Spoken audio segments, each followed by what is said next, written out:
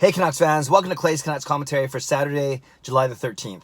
I'm Clay Emo, I'm at Canuck Clay on Twitter, I'm at Clayton Emo on Instagram, I'm the founder of the GLCBC, the Good Looking Canucks Positivity Club, and this is my Canucks take, all in one take. Today I want to talk just for a few minutes about an idea I floated out there on Twitter last night. Got a lot of reaction, a lot of people like it, a lot of people don't like it. I'll get into the reasons why. But it was, in essence, a couple of alternative line combinations. Ever since we got JT Miller in the trade from Tampa, with Tampa, and then Micheal Ferland, a free agent signing from the Carolina Hurricanes most recently, people have been saying the Canucks finally have a legit top six. And I'm using Tanner Pearson as that sixth winger. You know, you could talk about Jake Virtanen, you could talk about Sven Baertschi, but for today's purposes, I'm talking about Tanner Pearson. And Pearson did show good chemistry with Bo Horvat when Pearson came over to us in that late trade, that trade late in the season in February. So let's use for our discussion the top six of Pettersson, Boeser, Horvat, JT Miller, Micheal Ferland, and Tanner Pearson. And I think there's a lot of thought out there that it's going to be Micheal Ferland playing with Pettersson and Boeser, and then it'll be Horvat between JT Miller and Tanner Pearson. Now, you look at those two lines, obviously Pettersson and Boeser have a lot of magic together. I'll talk about that in a second. And then Micheal Ferland creates a safe work environment for them. He can intimidate guys, he can nail guys against the boards, crunch guys, separate guys from the puck, win puck battles. Also, good hockey IQ, so he can go to the net. He's got good hands, can score, and can skate, so he can keep up with Pettersson. Definitely can keep up with well, I'm sure he can circle Boeser, but he can keep up with Pettersson. So that's why Micheal Ferland would be a good fit with Pettersson and Boeser. Basically, some grit, some toughness on that line. And then you have Bo Horvat playing with Tanner Pearson. Horvat's quite quick. You know, he's improved his skating a lot over the past few seasons. Tanner Pearson's not the fastest skater, but he can separate guys from the puck. He's good on the boards, good hands, good at the net. You know, almost not as aggressive as Micheal Ferland, but does a lot of the similar things. And then you have JT Miller, who's a bigger body yet can skate very well. I was very actually impressed with his skating as I watched highlights from him over the past couple of seasons. So with the Horvat, Miller, Pearson line, you have a bit of a heavier line, a bit of a bigger line, but still very skilled as well. Basically a perfect second line. And that's what most people are thinking right now, I think, is Ferland with Pettersson and Boeser, and then Horvat, Miller, Pearson.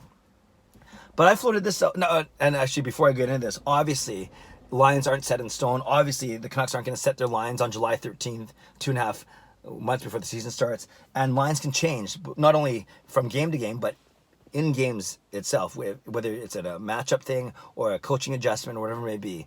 So obviously, you know, you don't stay with the same forward line for 82 games of the season. But there is this notion that there's Ferland going to play Pettersson and Boeser, and then Horvat between Miller and Pearson. But what I floated out yesterday, why not try putting Pettersson between the new guys, Pettersson, Ferland, and Miller on his right side, and then you can go Horvat with Boeser on the right and Pearson on the left. So again, my suggestion was Pettersson between Ferland and Miller, and then Horvat between Pearson and Boeser. So let's look at those two lines, those two makeups, and what people were saying. So with Pettersson with Pettersson with Ferland and Miller, you have the two new guys with Pettersson, but you have two guys who have good hockey IQ. Obviously, Pettersson has a very good hockey IQ, and then you have, you have Miller who's fast and he's got good hands, and you have Ferland who's fast and got good hands. So what you'd have is a really fast line there if you put Pettersson with the two new guys of Ferland and Miller. And I think they all have good hockey vision, hockey IQ, so to speak, hockey smarts. You got Ferland who can separate guys from the puck, and you have some, I think you have some potential for some good magic there. And then the second line, you have Horvat and Boeser, who have shown a lot of chemistry together. You might remember 2 years ago when the Sedins were still on the team, and they're, whether it's the Sedins and Eriksson or the Sedins and whoever else, as they were trying to find a winger for the Sedins, your second line was a solid triple B line of a Bo, a Brock, and a Baertschi. Those are the three Bs, Bo, Brock, and Baertschi. So we know, and I'm not talking about Baertschi, remember, we're using Pearson instead. So we know that Bo and Brock have chemistry together. They played very well together 2 seasons ago. So that would work. That's a combination that we know works. And then you still have Tanner Pearson on the left side. And again, Pearson and Horvat also showed chemistry. So you can see that Horvat's actually a really good player to play with. He's had good chemistry with Boeser. He's had good chemistry with Pearson. He's had good chemistry with, with Sven Baertschi in the past. Maybe not so much with Virtanen, but Virtanen, as much as I love him, he doesn't have chemistry with a lot of players so far. And of course, Horvat would never play with Pettersson except on the power play because they're both centers, or when Travis Green wants to load up his lines. Actually, that's what a couple people said as well, is they said, why not put Horvat, Boeser, and Pettersson together, and then you put Miller, Ferland and Pearson together, but then you need a true center. You can't be losing all the draws. Maybe Miller can take a few draws, but I'm not sure they'll do that. Maybe only on the power play will you see Horvat and Pearson play together. So people who like the suggestions like the fact that, you know, they like the speed of that first line with Ferland and Miller and Pettersson and the potential scoring prowess of that line, and they do like the fact that Bo and Brock have played together, and Bo and Pearson have good chemistry together. So the people like that second line as well. They say that could do well. What people don't like about that second line is they think it's too slow, right? Because you're in essence putting three of your quicker players up on the first line, and then if you say Pearson's one of your slower guys, and you're not sure about Besser's speed either, he's not one of your quickest guys either, although he's been working on it, really then only Horvat has got good speed on that line. Maybe that's not enough to have only one fast guy on that second line. So that's what people don't like about that second line. They do, although it's a heavy line, it's a good line, they think it might not be fast enough. What they don't like about that top line is some people aren't convinced that aren't even convinced that Ferland's a top six, let alone a top line player. So is it too much to ask Ferland to play on the top line? Although Ferland with Pettersson and Besser would be a top line as well. So some people aren't even sure if Ferland's a top six guy, so that's one thing. And most people simply don't want to split Pettersson and Besser up. And I get it. They had magic a lot of times last season together. I think of the Colorado game, that 7-6 game. I think of that Ottawa game. I think of many games where they had multiple points. They were finding each other and doing some really, really cool things. And Bo almost became the forgotten man as Pettersson and Besser developed this bromance, so to speak. And it was the talk of the league for a while. And it was really, really good. And that makes a lot of sense. But just as much, and because obviously Pettersson, it's like Pettersson is the Gretzky to Besser's Curry, if you want to think about it that way. Pettersson, although he's got a wonderful shot himself, a really good setup man as a center man, and Besser is the pure sniper. You split that up, then you split them up. Do you lose that?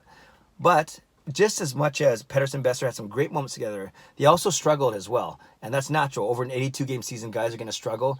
But sometimes, you know, Pettersson had it, you know, kind of tailed off a little bit. At the same time, Besser tailed off. Or Besser was struggling at the start of the season. Pettersson didn't struggle as much. Had a really good start of the season. But there were times where together, it makes sense intuitively that if your line's not clicking, there were times that they did very well together, and there are times that they're struggling together as well. And that would be, now we have more options where you can actually split them up. You split them up last year. You basically, whatever line that you know, whoever went with Bo, I guess if you split them up and you end up putting Brock with Bo, then that didn't leave a lot for Pettersson. But now at least with Ferland and Miller, we have more options. So that's what I want to talk about right now. I would love to hear what you guys think.